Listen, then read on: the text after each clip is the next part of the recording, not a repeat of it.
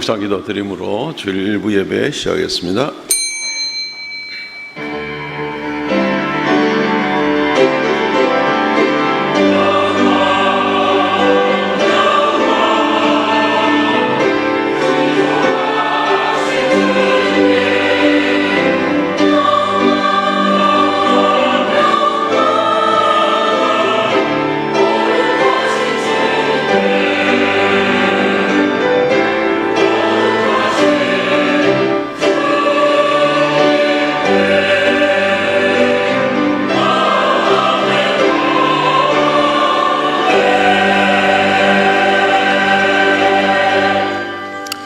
너희는 유혹의 욕심을 따라 썩어져가는 구습을 따르는 옛사람을 벗어버리고 오직 너희의 심령이 새롭게 되어 하나님을 따라 의와 진리의 거룩함으로 지으심을 받은 새 사람을 입으라. 주 하나님, 은혜를 감사합니다. 거룩한 성일 허락하여 주시고 주 앞에 주께 택함 받은 뭇 성도들 나와서 예배하게 하심을 감사합니다. 우리의 예배를 받으시고 영광 찬송 받으시오며 또 주님 이곳에 임재하셔서 우리에게 한량없는 큰 은혜 베풀어 주시기를 원하옵나이다. 주님의 말씀을 사모하여 주 앞에 나온 모든 주님의 백성들, 주의 택한 자들에게 생명의 말씀으로 더욱 새 힘이 넘치게 하시고 주님의 언약으로 말미암아 우리를 더욱 새롭게 하여 주시오며 이 한 주간 주님을 더 간절히 의지하고 살아가는 우리가 되게 하여 주시옵소서. 하나님, 우리의 심령이 오직 주님을 붙들고 나갈 때 주의 거룩하신 능력으로 우리를 붙드시고 각 성도들의 가정마다 큰 은혜 베풀어 주시기를 원하옵나이다. 예배의 시종을 주 앞에 의탁하옵고 예수님 이름으로 기도하옵나이다.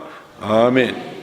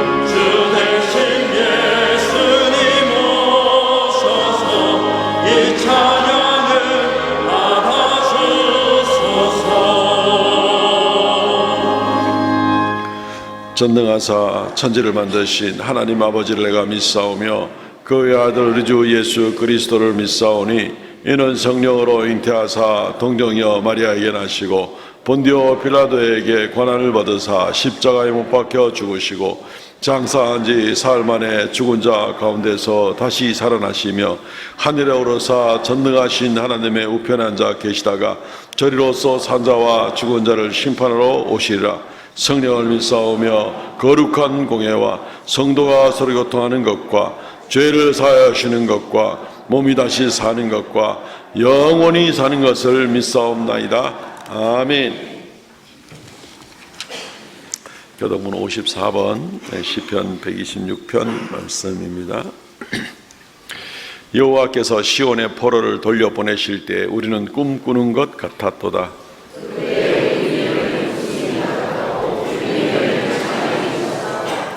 그때 문나라에서 말하기를 여호와께서 그들을 위하여 큰 일을 행하셨다 하였도다.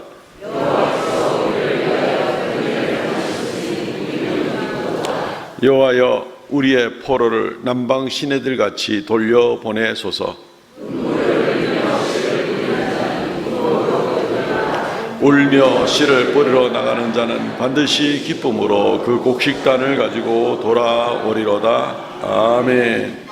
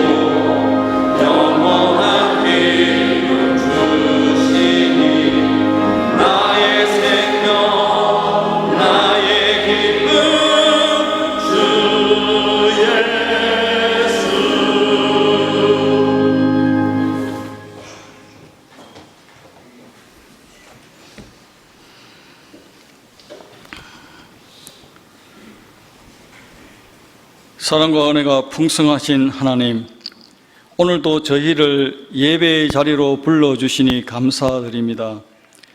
이 시간이 형식과 습관이 아닌 하나님을 향한 진실한 마음으로 드려지는 참된 예배가 되게 하시고, 예배 가운데 하나님을 깊이 만나는 은혜를 누리게 하옵소서.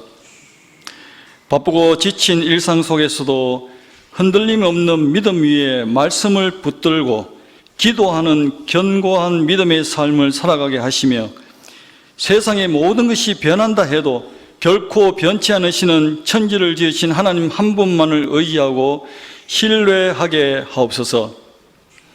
이번 주부터 시작되는 여름 성경학교와 각종 수련회를 통해 우리의 다음 세대와 교회 공동체가 하나님을 더 깊이 알아가며 영적으로 단련되고 새 힘을 얻는 귀한 시간이 되게 하옵소서.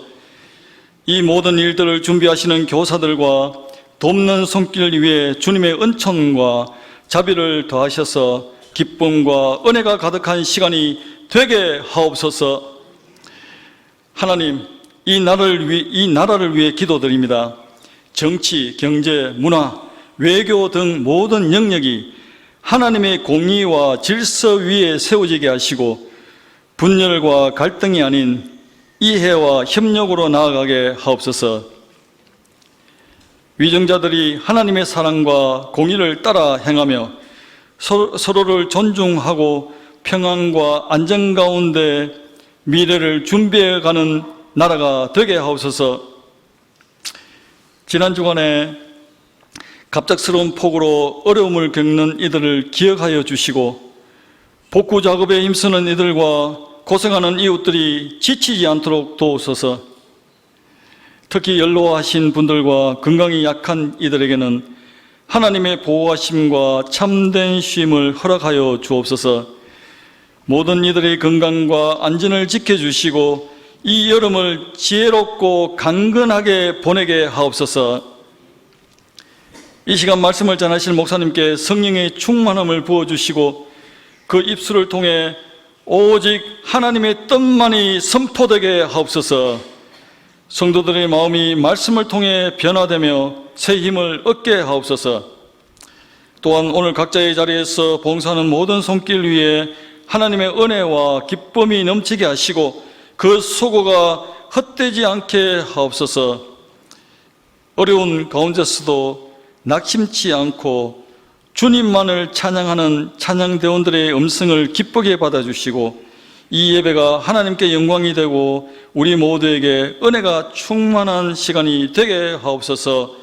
예수님의 이름으로 기도드립니다. 아멘.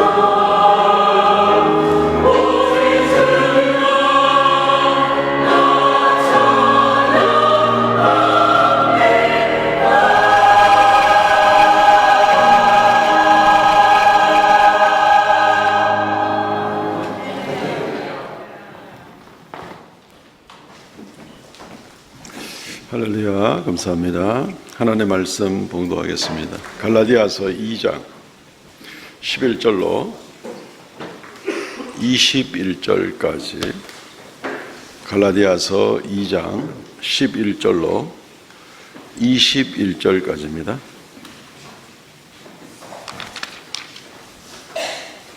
제가 봉독하겠습니다. 게바가 안디옥에 이르렀을 때에 책망받을 일이 있기로 내가 그를 대면하여 책망하였노라. 야고보에게 온 어떤 이들이 이르기 전에 게바가 이방인과 함께 먹다가 그들이 오매 그가 할례자들을 두려워하여 떠나 물러가매 남은 유대인들도 그와 같이 외식함으로 바나바도 그들의 외식에 유혹되었느니라. 그러므로 나는 그들이 복음의 진리를 따라 바르게 행하지 아니함을 보고 모든 자 앞에서 게바에게 이르되 내가 유대인으로서 이방인을 따르고 유대인답게 살지 아니하면서 어찌하여 억지로 이방인을 유대인답게 살게 하려느냐 하였노라. 우리는 본래 유대인이요 이방 죄인이 아니로되 사람이 의롭게 되는 것은 율법의 행위로 말미암음이 아니요 오직 예수 그리스도를 믿는 믿음으로 말미암은 줄 알므로 우리도 그리스도 예수를 믿나니 이는 우리가 율법의 행위로서가 아니라 그리스도를 믿음으로써 의롭다함을 얻으려 함이라. 율법의 행위로서는 의롭다함을 얻을 육체가 없느니라. 만일 우리가 그리스도 안에서 의롭게 되려 하다가 죄인으로 드러나면 그리스도께서 죄를 짓게 하는 자냐? 결코 그럴 수 없느니라. 만일 내가 헐었던 것을 내가 다시 세우면 내가 나를 범법한 자로 만드는 것이라. 내가 율법으로 말미암아 율법에 대하여 죽었나니 이는 하나님에 대하여 살려 함이니라.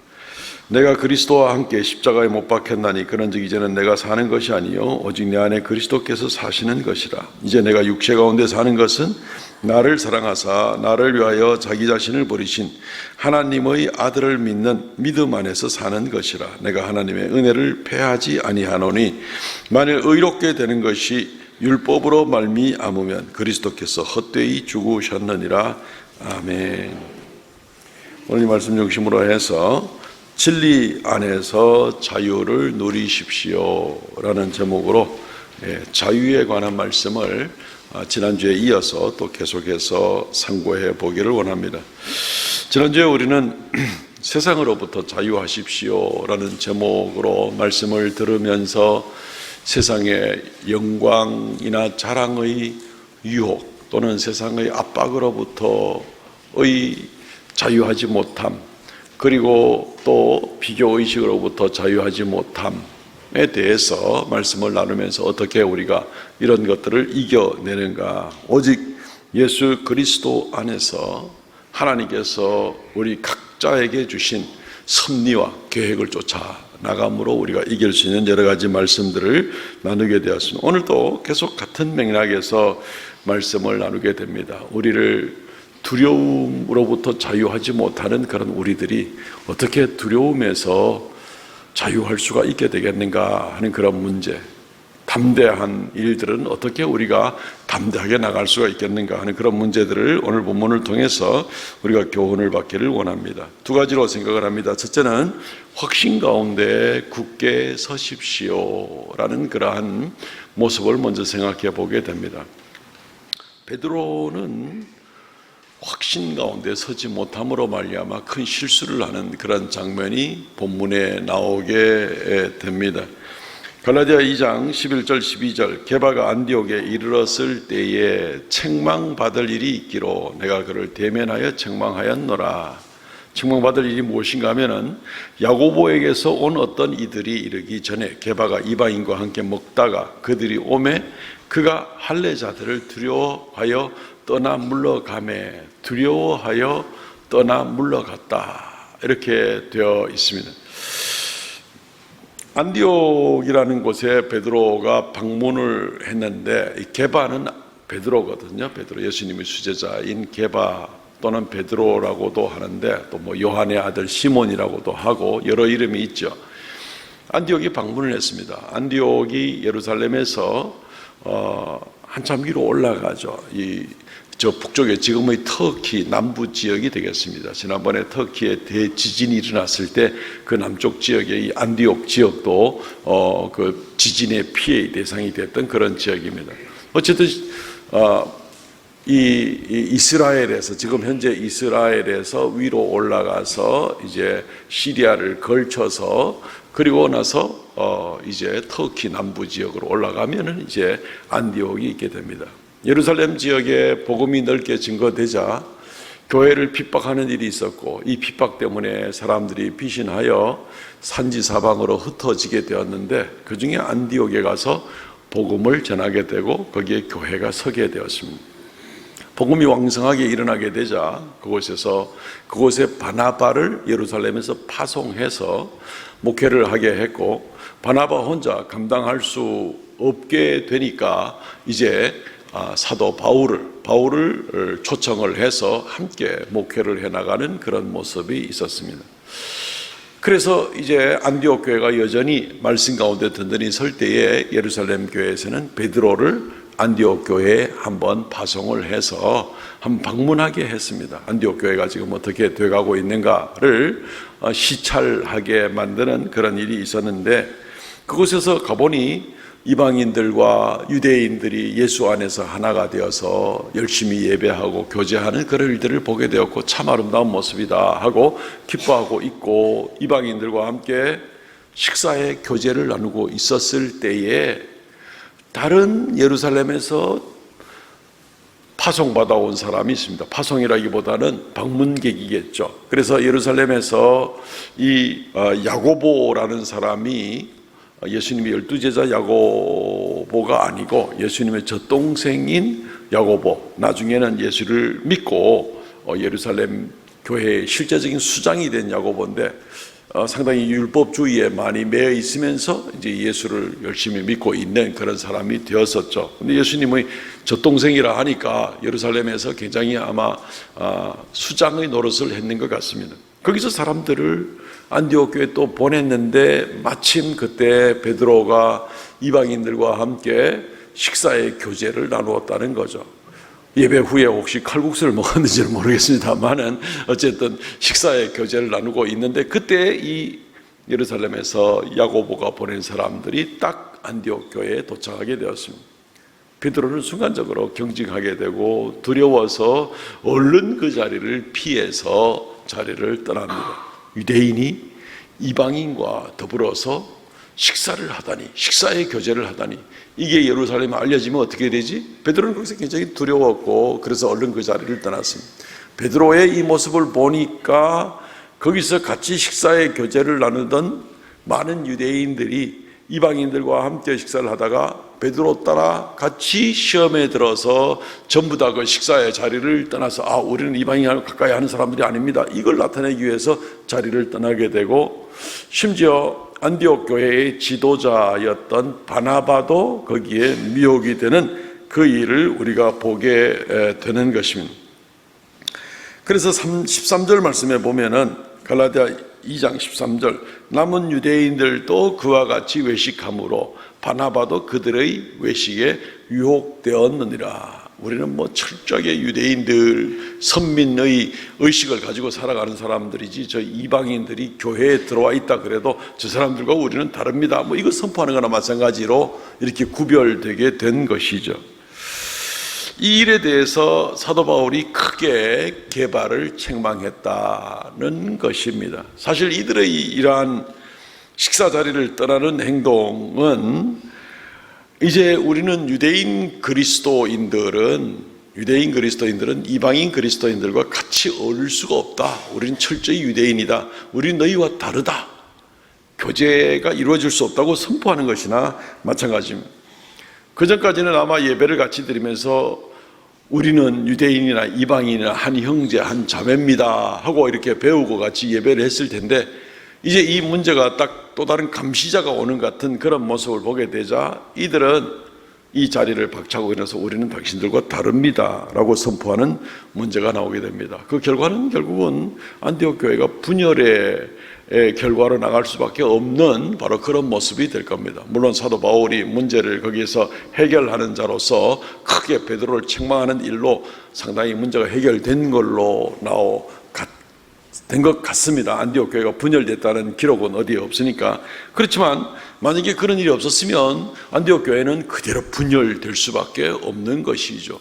아니 뭐 예수 믿고 다 똑같다며 하던 것이 전부 다 거짓말 아니냐. 결국 당신들 유대인들은 유대인들로서의 그 우월감을 가지고 있는 거 아니냐. 이런 모습을 가지게 되면서 굉장히 큰 시험에 들 수밖에 없는 것입니다. 더군다나 베드로가 시험에 든다고요? 바나바가 시험에 든다고요? 이런 모습들은 사실은 더 위험하죠. 교회의 지도자들이 실족하거나 시험하게 되면 교회는 더 큰 영향과 충격을 받게 됩니다. 목사가 실족을 하거나 장로가 실족을 하거나 하면 큰 파급 효과가 굉장히 크게 미쳐서 교회가 큰 혼란 가운데 빠질 수밖에 없는 겁니다. 그건 우리 대한민국 여러 교회들에서 우리가 많이 보고 있는 일들 중에 하나가 되는 겁니다. 베드로는 엄청난 일을 지금 저지른 것이나 마찬가지가 되는 겁니다. 도대체 베드로 왜 그랬을까? 왜 이런 걸 예상하지 못하고 이 결과를 생각하지 못하고 베드로는 왜 그랬을까? 베드로는 자기가 믿는 진리에 대해서 확신하지 못하고 이 확신 가운데 서 있지 못하니까 자기 속에 본능적으로 가지고 있는 베드로의 약점, 베드로는 좀 겁이 많은 사람이었습니다. 두려움이 좀 있는 사람이었습니다.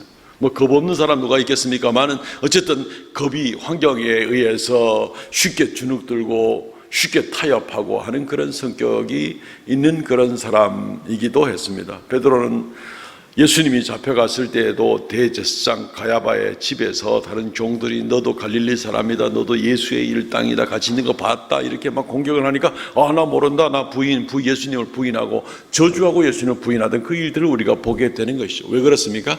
고난당할까 봐 환경에 두려워서 이 두려움을 극복하지 못하는 베드로의 모습을 보게 되는 것이, 이게 계속 반복되는 겁니다. 지금 안디옥 교회에서도 베드로가 이것을 완전히 해결하지 못하고 있는 그런 모습입니다. 근본적인 이유는 무엇일까요? 베드로가 예수님을 몰랐을까요? 3년 동안 예수님 따라다니며 알았는데 왜 가야바의 집에서 그렇게 예수님 모른다고 부인을 했을까요? 분명히 알고 믿는 바가 있는데 그 믿는 바에 대한 확신을 가지고 못하고 나가는 그런 부분인 겁니다. 우리가 예수를 믿고 나가는 그 일에 대해서 확신을 가지고 살아가고 계십니까? 확신이 없어. 신지 대답이 좀 영시원치 않습니다. 확신을 가지고 사십니까? 네, 억지로 대답하지는 마시기 바랍니다. 베드로는 분명한 증거가 있었어요. 사도행전 10장에 보면 하늘에서 뭐 보자기가 내려와서 고넬료한테 가라 그럴 때 고넬료는 이방 로마의 백부장 아닙니까? 베드로가 그 집에 갔고 그리고 하나님 보내서 왔다 그러고 그를 말씀을 가르치고 기도하니까 성령께서 임하시고 놀라운 역사가 일어난 것을 하나님 말씀을 들었고 순종했고 거기서 성령께서 임하시는 것을 보았고 체험했고 너무나 분명한 그러한 사실을 경험을 한 그런 일이 있지 않습니까? 그래서 한때 이 주제는 굉장히 중요한 주제가 되었는데 예루살렘 교회가 이제 공의회로 모이게 되었을 때 사도행전 15장에 보게 되면은 아니 이방인들도 구원을 받는다고? 이방인들의 나라나 그 세계에도 성령의 역사가 임한다고 이게 말이 돼? 이방인들이 구원을 받을 수 있다는 말인가? 이 문제가 굉장히 심각하게 논쟁이 되었습니다. 유대인들은 자기들만 구원받는다고 생각했었으니까 이걸 새로운 엄청난 사실을 받아들일 때 그런데 바울과 바나바와 또 이렇게 선교 여행을 다니면서 일어난 놀라운 일들은 이방인들이 구원을 받는 일들과 승리의 역사가 일어난 일이 너무나 명백하거든요. 이때 베드로가 일어나서 무슨 얘기를 하고 있는가 하면요, 사도행전 15장 7절 이하의 말씀을 보면 많은 변론이 있은 후에 예루살렘 교회에서 이 문제 가지고 이방인도 구원을 받느냐 하는 이 주제를 가지고 굉장히 심각한 변론이 있었고 그 이후에 베드로가 일어나서 뭐라고 말하냐면은 형제들아 너희도 알거니와 하나님이 이방인들로 내 입에서 복음의 말씀을 들어 믿게 하시려고 오래전부터 너희 가운데 나를 택하시고 또 마음을 아시는 하나님이 우리에게와 같이 그들에게도 성령을 주어 증언하시고 믿음으로 그들의 마음을 깨끗하게 하사 그들이나 우리나 차별하지 아니하셨느니라. 8절 9절 말씀 보면 베드로가 분명히 뭐라고 말합니까? 하나님이 우리에게와 같이 그들에게도 똑같이 성령을 주시고 9절 그들이나 우리나 차별하지 아니하셨느니라. 베드로는 확신 가운데 예루살렘 공의회가 모인 그 수백 명이 모인 자리에서 베드로는 크게 외쳐서 증거를 했습니다. 이방인들에게 성령이 임하지 않았느냐, 하나님께서 그들을 또 우리와 똑같이 차별하지 않고 구원하시지 않느냐, 이렇게 담대하게 외친 그런 베드로입니다. 알고 있는 거죠.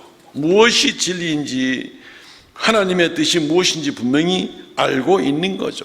그런데도 불구하고 베드로는 자기의 이 두려워하기 좋아하는 마음에 이 약점인데 베드로의 이것을 지금 이겨내지를 못하고 안디옥 교회에 왔을 때에는 이 두려움 때문에 자기의 확신하는 바를 확신하지 못하고 명백한 경험과 하나님의 말씀이 있는데도 불구하고 그것을 확신하지 못하고 그 확신 가운데 굳게 서지 못하고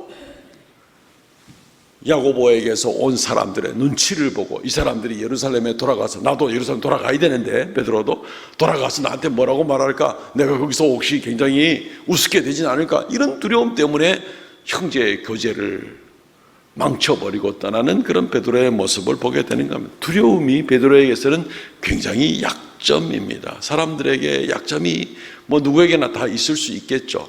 어떤 사람은 세상의 탐욕이 약점이기 때문에 뭐 돈만 보면 눈이 뒤집혀 가지고 형제고 자매고 교회고 뭐고 간에 다 그냥 다 뒷전이고 우습게 보는 사람들도 있고, 어떤 사람은 음란을 추구하는 사람도 있고, 베드로 같은 경우는 무조건 안전주의일 수도 있겠죠. 다른 사람들 앞에 이 두려움이라든가 이런 것들이 지금 베드로에게는 너무나 컸고, 어떤 사람은 자기의 명성 같은 것이 최고의 그냥 약점이 돼가지고 그걸 위해 가지고는 뭐 온갖 종류의 그런 약점이 있을 수는 있습니다. 어쨌든 이걸 이겨내야 되는 겁니다.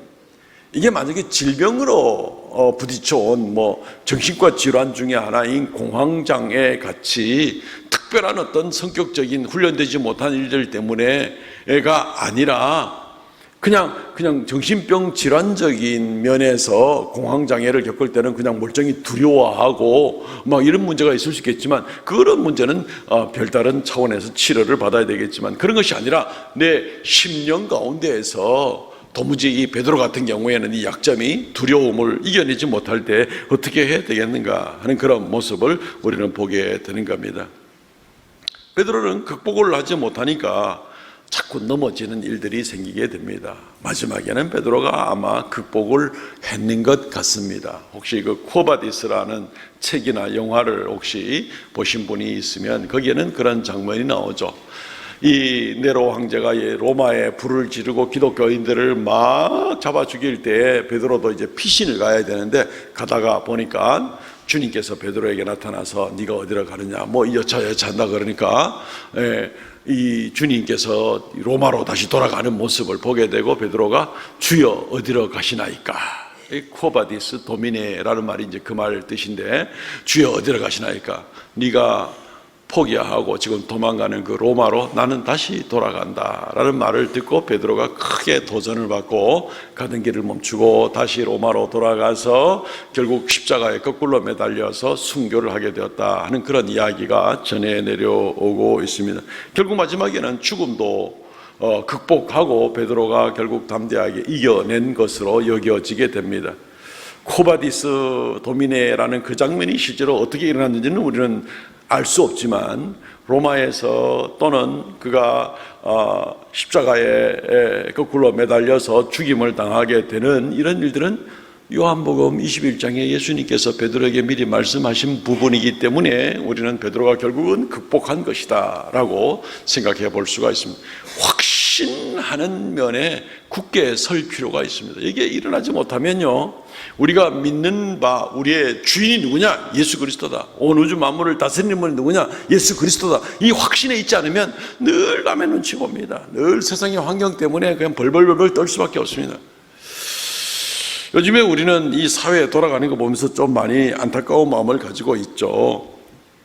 대한민국의 사법부가 혹시 권력을 두려워하는 거 아닌가, 이런 생각을 지금 많이 가지게 됩니다. 지난주 중에도 그 대장동 사건의 주범이 되는 김땡땡 씨가 이 1심에서 유죄 판결을 받았는데 2심에서 무죄 판결을 받고 나오는 그런 모습을 보면서 그 많은 증거가 있다 그러고 배임죄가 있다 그러고 뇌물죄가 있다 그러고 성남시 시민들한테 그렇게 큰 피해를 줬다 그러고 빼도 박도 못할 명백한 증거가 너무나 많다 그러고 그래가지고 유죄를 줬는데 2심이 어떻게 무죄가 되지 싶은 그런 생각을 혹시 권력 때문에 사법부가 두려워하는 건 아닌가 이런 생각을 이상하게 떨칠 수가 없는 겁니다. 자기에게 맡겨진 그 일을 제대로 감당하지 못하는 거 아닌가 하는 생각이 드는 거죠. 그리스 신화에 나오는 그 정의의 여신상이 전 세계 법원들 앞에 다 서 있는 거 아시죠? 그 여신상은 뭐 그냥 신상일 뿐이고 그런 신이 있다는 것이 아니라 상징적인 의미이지만은 그리스 로마의 신화에 나오는 그 정의의 여신은 디케라는 그런 여신인데 눈을 가리고 한 손에 칼을 들고 한 손에 저울을 들고 이 정의의 심판을 한다. 이 공평한 저울에 달아보아 가지고 상징적으로 나타나는 그런 것이죠. 그리고 어떤 것도 내가 보거나 사람의 얼굴을 보거나 이런 것을 흔들지 않는다는 그런 의미에서 눈을 가리고 나가는 이제 그런 모습을 가지고 나가는 그런 동상의 모습을 보고 있습니다. 요즘은 이 동상의 눈 가리개를 벗어낸 것 같이 이런 모습이 많이 나타나서 생각이 됩니다. 막상 이것은 잘못된 눈 가리게 된 것은 잘못인 거다. 오히려 눈을 부릅뜨고 봐야 된다. 그래서 실제로 이 여신상이 독일의 그 프랑크푸르트 시청 앞에 있는 이 정의의 여신상에는 눈 가리개를 벗어 던졌답니다. 벗어내고 여전히 뭐 칼과 이걸 딱 저울을 들고 나가지고는 독일 시의회가 프랑크푸르트 시의회가 어떻게 잘하는지 잘못하는지 죄를 짓는지 눈을 부릅뜨고 보겠다 하는 이제 그런 의미에서 이 눈가리개를 안 했다 하는 그런 얘기가 있더라고요. 그런 면에서는 뭐 눈가리개 벗어도 괜찮은 거죠. 한국의 대법원 앞에 있는 이 자유의 여신상에는 눈가리개가 역시 없습니다. 한 손에는 법전을 들고 한 손에는 저울을 들고 하는 이제 그러한 여신상의 모습이 있는데 여기도 역시 눈가리개가 없고 한국 전통 의상을 입혀놓은 그런 여신상인데 이 여신상이 독일의 프랑크푸르트 앞에 있는 그런 의미라면 다행인데 사람들이 조롱조롱 무슨 얘기를 하는가 하면은 눈 뜨고 이 눈치 저 눈치 다 보고 사람 얼굴 이 얼굴 저 얼굴 다 보고 그래가지고 나가는 거다 이래가지고 이제 조롱조롱 그렇게 하는 모습도 있습니다. 그래서 오해하지 말라 그러는데 근데 요즘에 뭔가 모르게 지금 이 사법부가 권력 앞에 눈치를 보는 건 아닌가 이런 생각에 굉장히 우리가 마음이 많이 답답하죠. 민주주의의 마지막 보루가 바로 이 사법부가 되는데 이 부분이 도대체 어떻게 이렇게 될 수가 있는가 여러 가지 면이 지금 그런 것을 보여주는 것 같아서 마음이 많이 답답한 것입니다. 결국 어떤 면에서는 만약에 그렇다면 이 사법부의 판사들이 두려워하는 겁니다. 권력 앞에 두려워서 자기 일을 제대로 감당하지 못하는 결국 그 모습밖에 되지 않는 그런 결과가 되는 것이죠. 두려움은 많은 사람을 자기의 본질적인 사명을 감당하지 못하게 만드는 것이죠. 그때마다 넘어지게 만들게 되고 사람을 위선적으로 만듭니다. 마틴 루터 킹 목사가 그런 얘기를 했잖아요.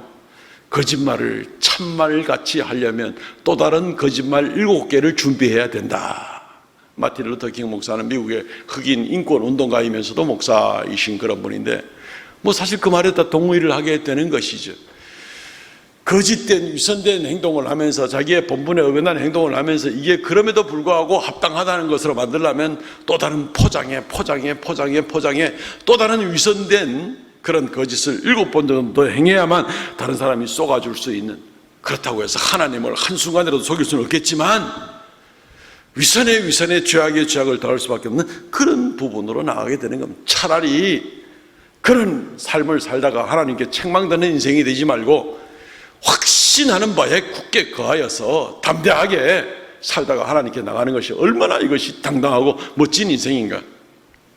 사도 바울은 디모데에게 그런 권면을 하게 됩니다. 디모데후서 3장 14절 그러나 너는 배우고 확신하는 일에 거하라. 너는 내가 누구에게서 배운 것을 알며 배우고 확신하는 일에 거하라. 배우고 진리를 배우고 경험 가운데 주님의 살아계신 분명한 역사, 주님이 주인 되시고 다스리는, 또 주님이 심판주 되시는 분명한 그런 역사를 경험한 그런 모습이 있으면 거기에 거하라는 겁니다. 그것 떠나가지고 다른 눈치 보고 또 다른 원리를 무슨 뭐 인생 철학 다른 걸 갖다가 붙이지 말고 그냥 배우고 확신하는 일에 거하라. 베드로는 분명히 예수님께도 배웠고 경험도 했고 고넬료 사건을 통해서도 확신을 갈 일이 얼마든지 있는데도 거기에 거하지 못하고 늘 주변에 몰아치는 파도만 먼저 보면서 이 눈치 저 눈치 보던 그런 모습들이 베드로에게 있었던 그런 연약함이 있는 겁니다. 그러므로 사랑하는 성도 여러분, 그렇게 되면 결과는 많이 실족하게 되고 결국은 자유하지 못하는 겁니다. 늘 주변만을 살피게 되는 겁니다. 내가 배우고 확신한 대로 거하면 나는 자유함을 누릴 수 있는 겁니다. 당당하게 나갈 수가 있는 것이죠. 무슨 눈치를 보고 살아간다는 얘기입니까? 눈치를 보지 않고 살아간다 그래서 우리가 무슨 뭐 아무 짓이나 막 하는 뭐 그런 사람은 아니잖아요. 하나님의 진리의 말씀 가운데 당당하게 흔들리지 않고 타협하지 아니하고 위선되지 아니하고 거짓되지 아니하고 그렇게 살아가는 것이 확신하는 바에 진리를 확신하는 바에 살아가는 것입니다. 한번 우리의 삶에 적용시켜 보실 수 있기를 바랍니다. 혹시 우리 주변에서 나를 압박해서 세상과 타협하게 만들고 진리를, 내 속에 있는 진리를 흔들리게 만드는, 진리가 우선권에서 밀려나는 그런 일들을 만드는 그런 일들은 혹시 있지 않습니까? 혹시 세상의 일 때문에 자녀들을 소홀하게 키우면서 하나님 최고 우선주의로 키우지 못하고 방심하고 있지는 않습니까? 부모가 그 단계로 나가면 그 자녀는 이미 실 끊긴 연이라고 보면 됩니다. 연 날리기 해보셨죠? 연이 실이 끊기면 바람에 날려가지고 오직 어디로 돌아다니다가 어느 시궁창에 박힐지 모르는 겁니다. 부모가 분명히 확신하는 바에 거하여서 단호한 모습을 가지고 신앙생활을 가지게 될 때에 자녀들은 그것을 보고 배우고 자기 인생 가운데 살아계신 하나님을 체험하고 또 그리고 진리 가운데 굳게 설 수가 있는 것이죠. 그러므로 사랑하는 성도 여러분, 우리는 주변에 내가 진리에 확신하는 바에 거하지 아니하고 타협하면 이것은 나를 망하게 할 뿐 아니라 주변에 있는 사람들을 망하게 만듭니다. 쓰러지게 만드는 겁니다. 부모가 실족하면 자녀가 반드시 실족하게 되어 있습니다. 교회의 영적 지도자들이, 리더십을 가진 사람들이 실족하면 교인들이 엄청나게 많이 시험에 들고 쓰러질 수밖에 없는 것입니다. 자기 혼자만의 문제가 아닌 것이죠. 우리는 우리 자신들을 한번 잘 살펴보시기 바랍니다. 혹시 내가 자주 넘어지는 부분은 어떤 부분인가? 이게 베드로의 경우를 봐서 극복하지 못하면 계속 반복될, 사탄은 기가 막히게 우리의 약점을 알고 공격하기 때문에 반복적으로 그런 일이 날 수 있습니다. 내가 자주 시험에 걸려 넘어지는 부분은 무엇인가? 그리고 그 원인은 무엇인가 하는 것을 생각해 보고 진리를 확신하는 가운데 승리하시기를 바랍니다. 두 번째는 역시 마찬가지로 진리 가운데 굳게 서십시오. 진리 가운데 서면 담대할 수가 있다는 것입니다. 같은 맥락의 말씀을 동전의 양면같이 다른 측면에서 한번 보는 겁니다. 오늘 본문에 우리는 대단한 사람을, 한 사람을 보게 되는데 그 사람은 바울입니다. 사도 바울입니다. 오늘 본문에 나와 있는 것처럼 2장 11절에 게바가 안디옥에 이르렀을 때에 책망받을 일이 있기로 내가 그를 대면하여 책망하였노라. 바울이 인간적으로 생각하면 베드로한테는 잽도 안 되는 사람입니다. 베드로는 처음부터 예수님을 3년 동안 제일 먼저 부름받아서 3년 동안 따라다녔던 사람이고, 그리고 예루살렘 교회를 한참 지켰던 사람이고, 바울은 베드로보다는 예수님을 따라온 게 적어도 한 20년 늦은 사람이기도 하지만 예수 믿는 사람들을 핍박하고 교회를 괴롭히다가 그러다가 나중에 다메섹 가는 길에 깨갱하고 돌아온 그런 사람이니 감히 베드로하고는 견줄 수가 없는 겁니다. 인간적인 눈으로 보게 될 때는. 근데 그가 감히 베드로를 대면하여 책망하였노라? 이야, 이게 어떻게 가능하지? 실제로 14절 말씀에 보면은요, 하반절에 게바에게 이르되 내가 유대인으로서 이방인을 따르고 유대인답게 살지 않으면서 어찌하여 억지로 이방인을 유대인답게 살게 하려느냐 하면서 막 베드로의 모순에 대해서 막 노골적으로 직접적으로 책망을 하고 나가는 그런 바울의 모습을 보고 있습니다. 이 바울이 지금 제정신인가? 어떻게 이게 지금 감히 베드로한테 이렇게 심하게 책망할 수가 있나? 이런 얘기를 우리가 생각해 볼 수가 있습니다. 그렇지만 바울은 오직 진리 가운데 굳게 서 있음으로 말미암아 이 진리만이 너무나 중요하기 때문에 누구든지라도 이 진리를 헷갈리게 만들거나 혼동스럽게 만든 일에 대해서는 바울이 견딜 수가 없는 겁니다. 그 일에 대해서는. 왜냐하면 까딱하다가는 이 모습을 가만 놔두면 진리가 왜곡이 되어가지고 예수 믿어도 유대인과 이방인 따로 있네, 이런 식으로 사람들이 생각할 수도 있기 때문에 바울은 이 문제를 가지고 심각하게 대할 수밖에 없는 겁니다. 바울이 자기의 믿는 그 분명한 진리를 다시 한번 정리를 하는 것이 16절 한 절 말씀에 딱 정리가 되어 있습니다. 사람이 의롭게 되는 것은 율법의 행위로 말미암음이 아니요. 율법의 행위는 유대인들이 주로 하는 거죠. 자기들 자부심 갖는 거죠. 오직 예수 그리스도를 믿음으로 말미암는 줄 알므로 율법의 행위가 아니라 그리스도 예수를 믿음으로 말미암다. 그래서 의로워진다. 그래서 죄 용서 받고 천국 간다. 우리도 그리스도 예수를 믿나니 이는 우리가 율법의 행위로서가 아니고 그리스도를 믿음으로 의롭다함을 얻으려 함이라. 한 번 더 반복하는 거죠. 율법의 행위로서는 의롭다함을 얻을 육체가 없느니라. 의로워져야 죄 용서 받고 의로운 사람만이 천국에 들어갈 수 있는데 예수를 믿음으로만 되는 거지 유대인 혈통으로 또는 유대인들이 율법을 지킨 그 기준 가지고 그래가지고 천국 갈 수 있는 것이 아니다라고 명백하게 이야기를 한 겁니다. 오직 예수 그리스도를 믿고 예수님이 십자가에 달리신 그 보혈의 은혜로 우리가 죄값으로 심판받아야 될 죄의 책임을 예수님이 대신 져버리시는 바람에 여전히 죄인이지만 다시 심판받아야 될 이유가 없는 이미 죄의 책임을 지셨기 때문에 그래서 우리가 구원받는 유일한 순전히 은혜로 구원받는 바로 이 길뿐이다. 사도 바울이 바로 이 일을 아주 핵심적으로 요약해서 말씀을 하고 있습니다. 사도 바울의 이 핵심적인 이 일은 분명하게 이야기해 주는 베드로가 마치 예루살렘 공의회에서 했던 얘기나 마찬가지입니다. 유대인이나 이방인이나 똑같은 죄인입니다. 로마서 1장에 보면 많이 나오죠. 유대인이나 이방인이나 똑같은 죄인입니다. 죄인 아닌 사람이 어디 있습니까? 율법 613가지 있으면 그 중에서 한 200가지쯤 지켰다고 의인 됩니까? 똑같은 죄인입니다. 나머지 400가지는 어쩌고요? 말하자면 그런 거죠. 똑같은 죄인입니다. 이방인들도 똑같은 죄인이고 유대인들도 똑같은 죄인입니다. 유대인들도 오직 예수 그리스도를 믿는 믿음으로만 구원을 받을 수 있고 이방인들도 오직 예수 그리스도를 믿는 믿음으로만 구원을 받으니 죄인임에도 똑같고 구원을 받는 방법도 유대인이나 이방인이나 다른 방법이 있는 것이 아니라 오직 예수 믿는 믿음으로만 구원받는 똑같은 방법이고 유대인과 이방인이 뭐가 다르냐? 똑같은 입장이다. 하나님 앞에서. 사도 바울은 지금 그것을 잘 정리해서 이야기를 하고 있습니다. 실제로 사도 바울이 나는 누구보다도 율법에 열심히 있고 죄 짓는 것이 아니라 오히려 더 하나님 말씀 잘 지키려고 많이 애를 썼지만 그렇지만 내 마음속에 내 삶의 한쪽 구석에는 하나님 앞에 늘 부끄러운 것 때문에 늘 나는 괴로워가지고 이것을 완전히 벗어날 수 없는 것 때문에 내가 얼마나 괴로워했는지 아느냐? 내가 당신들보다 율법을 적게 지켜가지고 내가 괴로워한 줄 아느냐? 사도 바울은 그렇게 외치는 사람이었습니다. 로마서 7장 24절 말씀에 오호라 나는 공고한 사람이로다. 이 사망의 몸에서 누가 나를 건져내랴. 사도 바울이 죄 덩어리 가운데 있기 때문에 이 고백을 하는 것이 아니라 누구보다도 최고의 율법주의자로서 최고의 경건 생활을 누구보다도 했지만 그럼에도 불구하고 나는 결코 완전할 수 없다는 것을 고백할 때 그럼 여전히 죄인들은 남는 거 아니냐? 누가 이 사망의 몸에서 나를 건져내겠느냐? 율법을 아무리 잘 지켜도 구원받는 게 아니구나. 선행으로 구원받는 게 아니구나. 이것을 누구보다도 철저하게 그만큼 더 남보다 많은 노력과 각고의 훈련을 했기 때문에 더 분명히 깨닫는 것이 사도 바울의 고백이었습니다.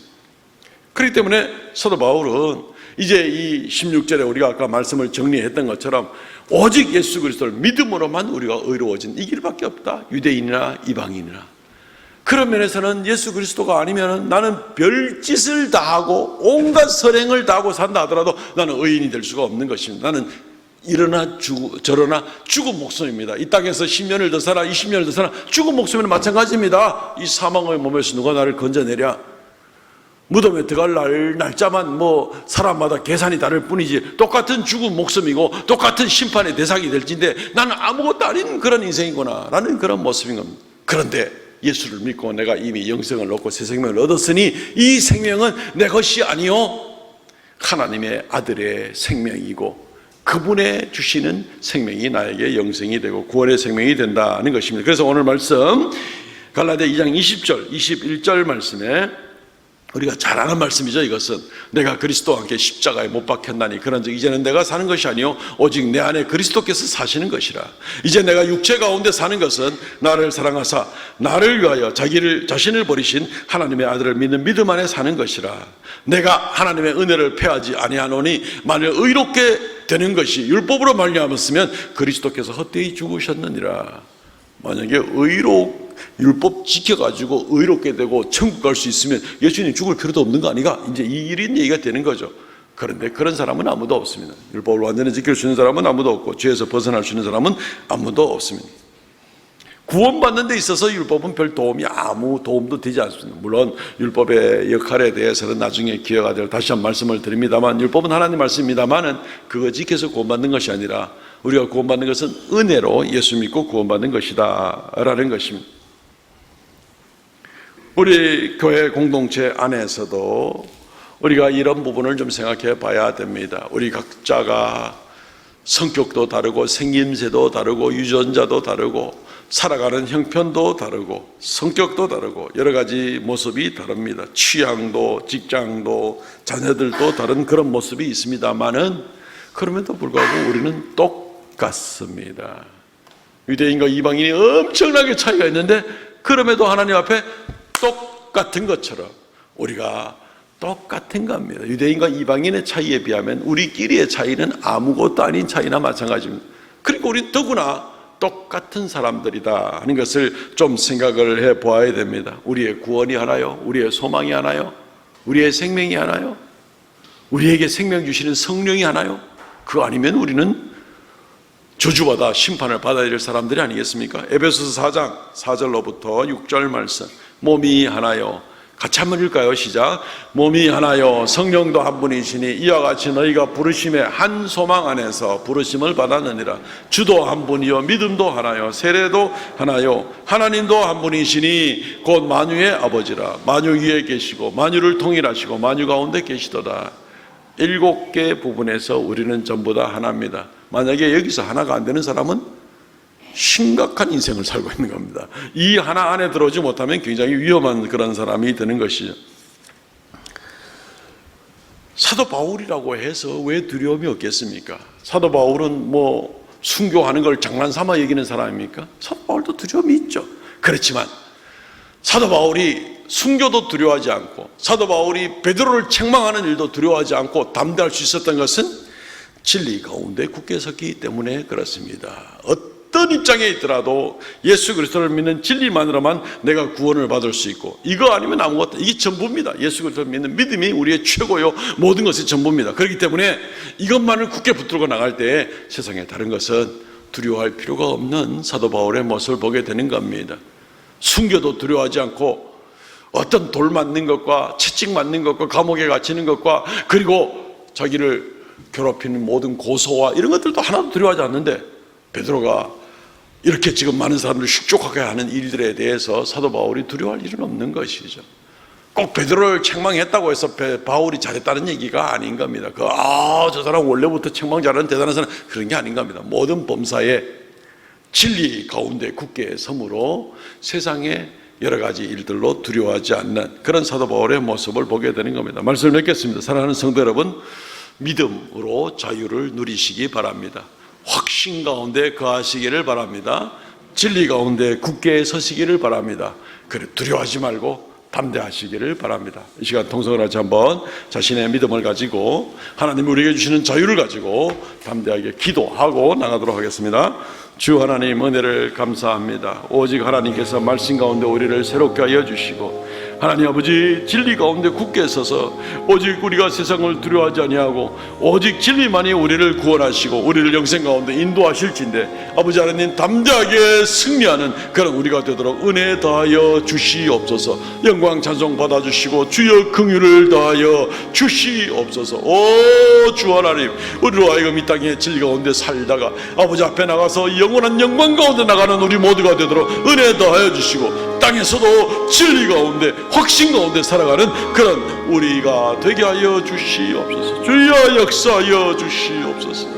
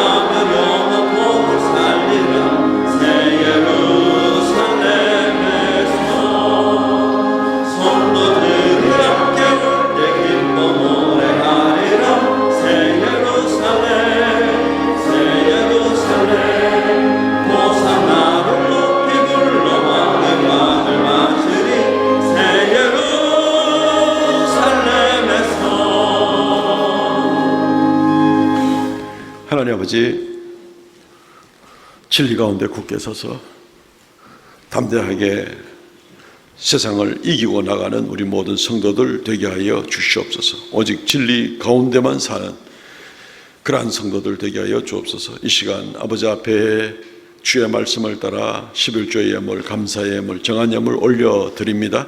주님이여, 귀한 예물 받으시고 생명의 역사, 구원 역사 더 놀랍게 이루어지고 주의 몸된 교회가 더욱 건강하게 세워지고 주의 영광을 나타내는 일들에 아름답게 쓰임받게 하여 주옵소서. 드린 손길마다 만복을 더하여 주시고 모든 것이 주께로 왔음에 기꺼이 기쁨으로 주님께 드리며 더 충성하기 원하는 모든 성도들 드린 손길들 일일이 기억하여 주시고 주님께서 굳게 붙들어 주시기를 간절히 바라옵나이다. 늘 함께하여 주옵소서. 머리 숙여 예배하는 모든 성도들 이 한 주간도 가정마다 평강을 더하여 주옵소서. 하나님 아버지, 지난 주간에는 폭우가 쏟아지고 또 새로운 한 주간에는 또 폭염이 닥치는 예보가 있사오나 우리 성도들 바람이 부나 비가 오나 태양이 쬐나 늘 하나님 은혜 가운데서 담대하게 승리하는 귀한 성도들 되게 하여 주시고 주님께서 보호하여 주시옵소서. 주님의 주시는 평강이 넘치게 하여 주옵소서. 예수님 이름으로 기도하옵나이다. 아멘. 지금은 우리 주 예수 그리스도의 은혜와 아버지 하나님 극진하신 사랑과 성령의 교통하심과 새롭게 하심의 역사가 이 시간 머리 숙여 경배하는 하나님의 거룩한 백성들에게 영원토록 함께 있을지어다. 아멘.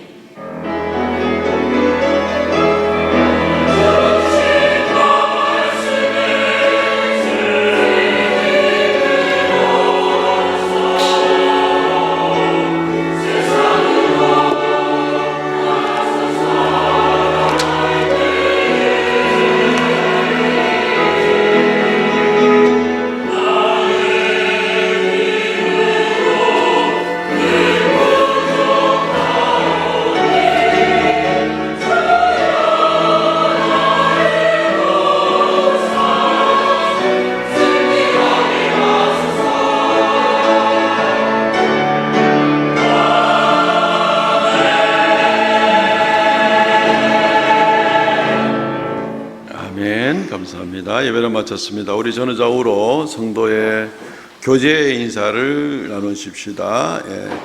진리 가운데 자유하십시오. 설교 제목을 가지고 한번 인사하죠. 예. 진리 가운데 자유하십시오. 예. 쫄지 말고 예. 진리 가운데 자유하십시오. 예, 또 오늘 우리가 공동체 하나됨의 이야기도 같이 나오게 되는데, 오늘 국수 먹으면서 또 귀한 교제, 밥 먹다가 벌떡 일어 나가지 마시고 예, 좋은 교제 되시기를 바랍니다.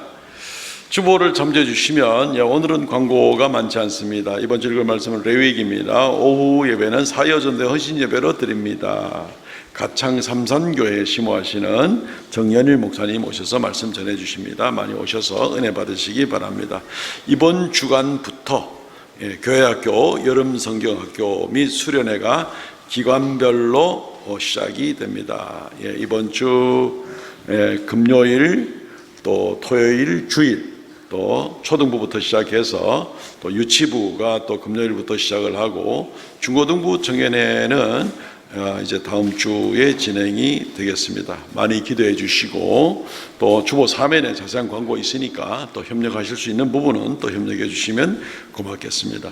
이번 주 금요일, 토요일, 25일, 26일에는 우리 여름 성경학교 프로그램 활동 사항 중에 교회 마당을 좀 사용해야 되는 일들이 있습니다. 그래서 교회 요 앞마당과 교육관 1층에 있는 주차장은 조금 그때 금요일하고 토요일 오전까지만 좀 비워 주시면 고맙겠습니다. 불편하시더라도 협력해 주시고요. 교육관 바깥쪽에 있는 것과 저 울타리 바깥에 있는 주차장은 뭐 괜찮습니다. 그렇게 협력을 부탁을 드리겠습니다. 오늘 점심 식사는 허동욱 집사님, 정순희 집사님 가정의 성기입니다. 감사를 드립니다. 최교윤 장로님 성경 완독하셨습니다. 수고하셨습니다. 일어나서 폐회성 부르고 마치겠습니다.